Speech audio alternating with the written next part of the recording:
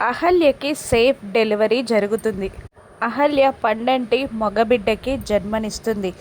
Family మొత్తం సంతోషంగా ఉంటుంది. భానుమతి బాబుని ఎత్తుకొని ఆడిస్తూ ఉంటుంది. సుభద్ర, అర్జున్ ప్రసాద్ల ఆనందానికి కూడా అవధులుండవు. ఇక డాక్టర్ అహల్యతో ఇలా చెప్తూ ఉంటుంది. మళ్ళీ మళ్ళీ చెప్తున్నాను అహల్య, నీకు ఇంతకన్నా మంచి హస్బెండ్ దొరకరు. గౌతమ్ లాంటి హస్బెండ్ ఎవరికి దొరకరు. ఇటువంటి హస్బెండ్ ఉంటే అసలు ప్రపంచంలో ఏ అమ్మాయి కూడా కష్టపడదు అంటూ గౌతమ్ని పొగుడుతూ ఉంటుంది.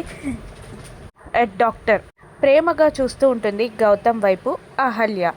భానుమతి మాత్రం అహల్యని కోపంగా చూస్తూ ఉంటుంది. ఇక ఆ డాక్టర్, సరే గౌతమ్, నేను డిశ్చార్జ్ ఫార్మాలిటీస్ కంప్లీట్ చేసి బయలుదేరుతాను అనగానే అలాగే అని తల ఊపుతాడు గౌతమ్. డాక్టర్ వెళ్ళిపోగానే శ్రావ్య కూడా నేను కూడా బయలుదేరుతానా అంటూ ఒక్క అడుగు వేయబోగా యామిని, ఆగు శ్రావ్య, ఒక్క నిమిషం ఆగు అని అంటూ ఉంటుంది.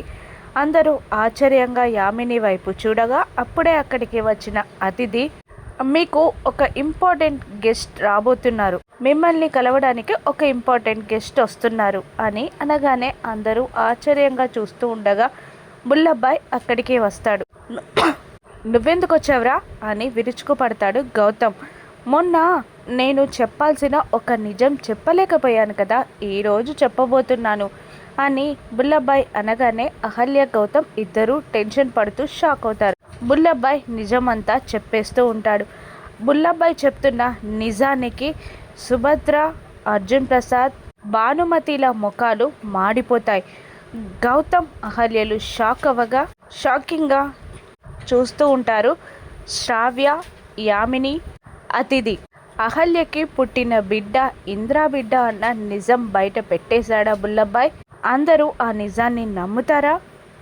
బిడ్డని అహల్యకి భానుమతి దూరం చేస్తుందా?